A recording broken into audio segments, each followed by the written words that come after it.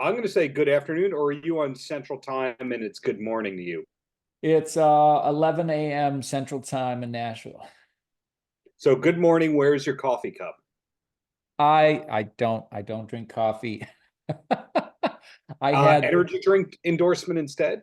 I had green tea this morning and I'm drinking lots of ice water. Okay, so healthy, hydrated, etc. Thank you for taking the time. We were connected because, hey, there was a lot of attention around the More Than You Think premiere and video and Yeah. all that. That is the latest single, correct? Yeah, that's the latest single, but I got a new one coming out this Friday, which is Road I'm On. It's also a very kind of like More Than You Think. It's a very personal song. It's about, my parents divorced. I was 5. It shattered me. When you're 5, your foundation is mommy and daddy. It's the family, it's the nucleus. And then it breaks apart. And a 5-year-old cannot understand. And that little boy inside of me that I hid somewhere deep inside of me will never understand that. And so I had to start a new Robby back then. It's really weird. I have memories, visual memories of the time before Mhm. the divorce, but no emotions attached to the visual memories. So I really blocked it and put that far away. Started a new life, and so that song is it's about that. And Road I'm On that I'm releasing this Friday.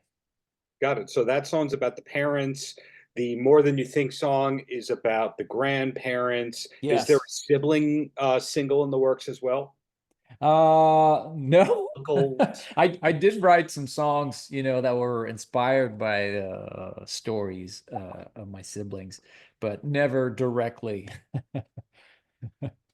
Got it. And your credits, of course, go way beyond this, being on Letterman and Huckabee, etc. When did you Yeah. kind of know that this was a career rather than something that you did on evenings and weekends? It really it's crazy because for me, I never, going back, I never wanted to be an artist. I didn't consider myself a singer. Yes, I'm a very creative guy, coming from, my upbringings, the divorce, poverty and all that. You have to use a lot of your imagination to make up stuff, and to Mhm. make for what you're missing in life. So lots of imagination, very creative. And I would just write songs, in the car for the fun and sing and, sing in the shower, sing around, the stair when there's reverb, good reverb in a staircase somewhere, I would just let it out. And my girlfriend back then, she was like, "You don't hear your voice." And so she gave me a Christmas gift, which was a recording session, to cut kind of like a demo in a one session thing in a big studio with some great players. And it was the worst Christmas gift ever back then. I was like, I'm not, hey, wow, what a great gift. But I was like, oh, this sucks. This is not a good gift. But I went in the studio, I felt at peace with myself, and I just needed that little push. Oftentimes in my life, every time I'm like, I'm never going to do this, I always end up doing it as if deep inside I knew it. I was scared, afraid. I didn't want to face the truth. And it's the same for music, same for kids. I have 2 wonderful kids. I said, I'm never going to have kids. I'm never going to be a waiter. I was a waiter. I'm never going to be a sales rep on the road. I was a sales rep on the road selling industrial products before starting my career in Nashville. So yeah, so I needed that little push. And one time, I started going back and forth in Nashville. And one time I sat down with Jim Catino, Sony, who was big A&R at Sony Music, uh, back when it was on Music Row. Yeah. And he just explained to me, we help artists that commit 100%, meaning that it's their plan A, it's not a plan B. They move to Nashville and they make it happen. If you're, I mean, if you're not staying here, if you're just coming a weekend, a long weekend, a couple months, go back, and it's like you're just trying. Right. So I was like, okay. So we made the move, and I started my career really in Nashville, Tennessee. Before that, I didn't have much experience at all in aside from writing songs and singing. I wasn't performing, I wasn't doing, I was a sales, I had a totally different life. I was a sales rep on the road. And to a certain degree, I feel like, because I had many different jobs, and I kind of understand what my listeners are going through, Hmm. because I have those lives. So I kind of understand it and can relate to what they're going through. It's not like I started singing at 5. My father was a singer or someone, I don't know, in Hollywood or something, and they just pushed me, and that's all I know. That's all I do. And I'm rich, and I don't understand. I pretend that Right. I'm poor and I have an old pickup, and but yeah, that's not me.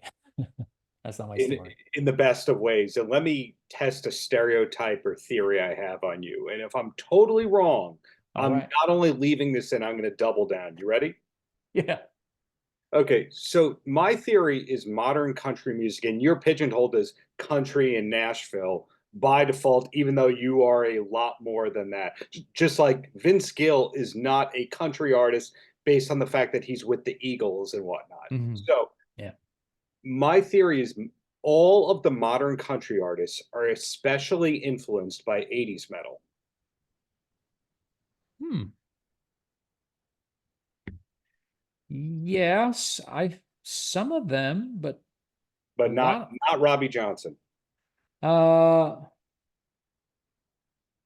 I mean, I used to listen to all sorts of music, all the genres of music. A good song is a good song. If it moves me, if I connect with it, I don't care, what genre it is. It's the message. It's what's behind it. And the reason I'm in country is because of the authenticity, the message, and all that. But I have some influences from all over the place, I would say. One that's not really present, though, uh,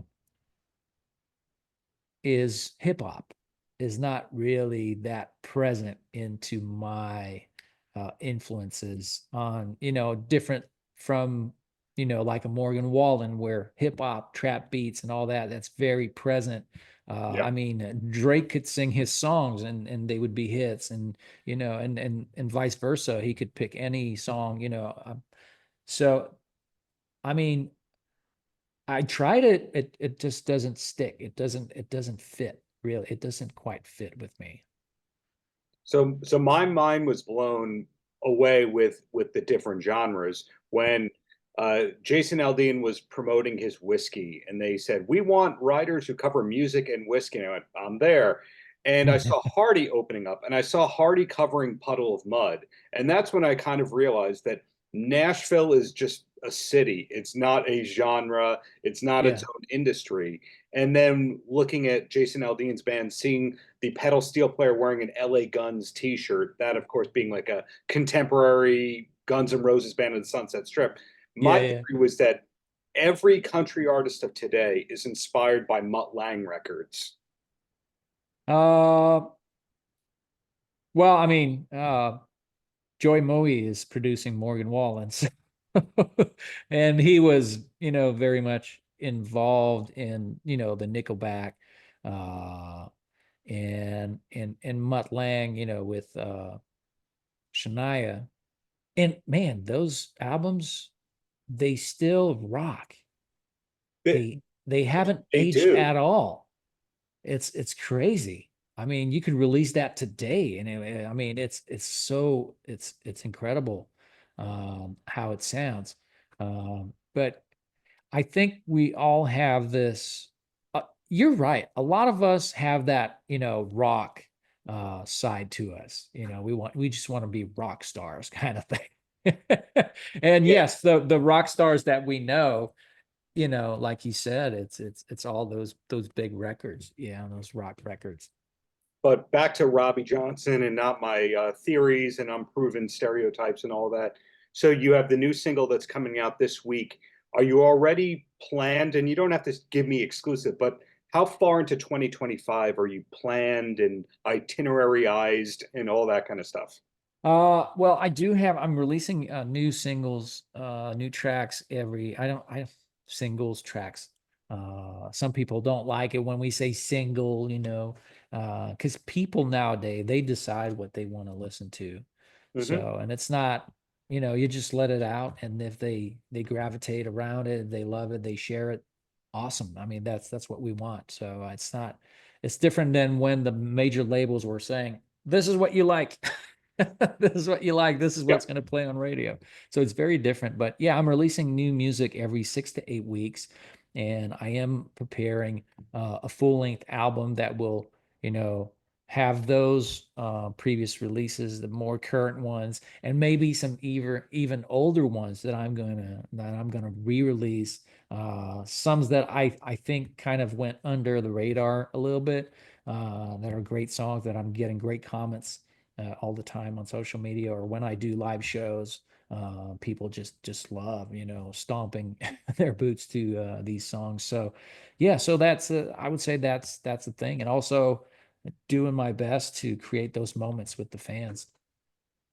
In terms of the touring, do you know what's coming up? And the follow up to that is, are you going out solo or with band?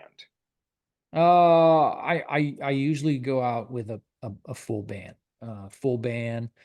full in-ear monitors, except for the drummer, but where everybody it's very dynamic, lots of energy, and the Mhm. band interacts with the crowd. It's really it's something special. I don't, I depending on and it's every artist is different. Some artists you want to see them stay behind the mic stand and just like Chris Stapleton. I wouldn't want to see Chris Stapleton running around the stage. That would be, I don't know. I don't want to see that. I want to see him right there. And it's even better when he doesn't have a band. But for me, it's the high energy and, the escalation, where we go into different not genres, but different flavors of country. Start with something that's more current, more pop, and then we dive into the more of the traditional old classics and do a few covers and Johnny Cash and all that, John Denver, and just bring back those classics, and then just go into the rock, more of the Yeah. rock, country rock, and finish with that high energy. um, and that's what I like doing in So terms of the live show. dynamics and showmanship. Yeah, yeah, and kind of a little like I was compared a little to Garth Brooks in terms of craziness on stage and energy, and also uh, I don't know if it's because I think my songs aren't strong enough. I can't, or if Your it, words, not mine. yeah, yeah, I don't know. As artists, we always doubt. We're like, oh, we gotta, bring out the fireworks, and do all that. But yeah, I mean, that's how I like it. That's really how I like it. Well, two quick questions and then I let you go. And they're stupidish questions. You ready? Oh yeah, I'm ready. Uh, First one, what's the last concert that you went to for fun? I realize it's your profession, so you don't Yeah. go to concerts like I go to concerts. So I'm curious, when you choose one to go to, what is it? Well, the last one was Morgan Wallen at Neyland Stadium. The first night, it was crazy. Oh my God. It's the I mean, he's incredible. He really is incredible. Sometimes I compare him to Elvis, in a way where there's a lot of um, um, everything he releases is good. You can pick any song and it's good. And I mean, everybody, and it's not just the young folks. I saw, older people. I saw very young people.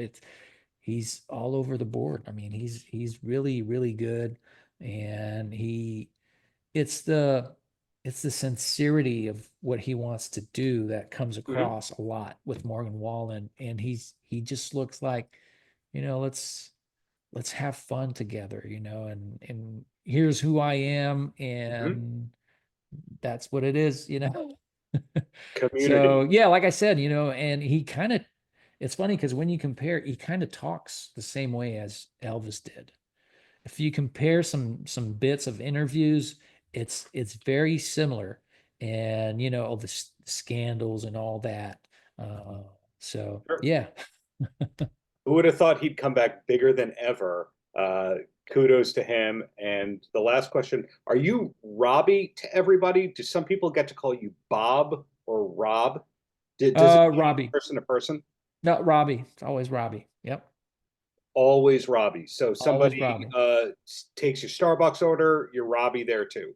Yep. I'm Robbie there too. Okay. Well, Robby, thank you for your time. Looking forward to that new single in a couple of days. Looking Yep. forward to the single 8 weeks after that, and hope to see you live in New York in the near future. Yeah, exactly. Oh, I just want to add, I have also my Christmas single that comes back every year.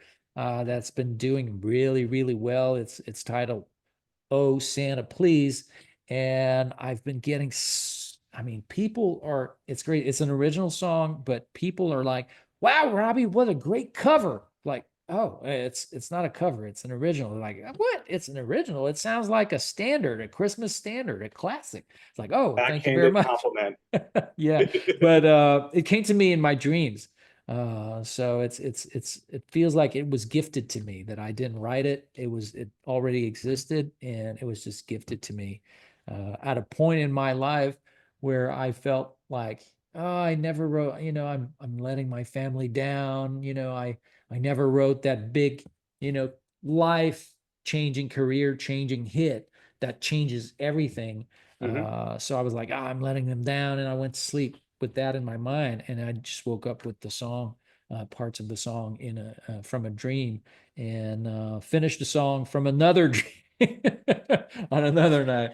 So it's pretty weird, that song, "Oh Santa Please," but getting some great comments. So that's out, and hoping that it's going to be picked up many places. Last year was playing in a bunch of retail stores, Walgreens, Gordon Food Services, and casinos and whatnot, and hotels, and many places. Radio played it a lot too. So yeah, that's gonna be a lot of fun. May those fourth quarter ASCAP and BMI check accountings be high for you for many years to come. And thank you for your Please. time, Robby.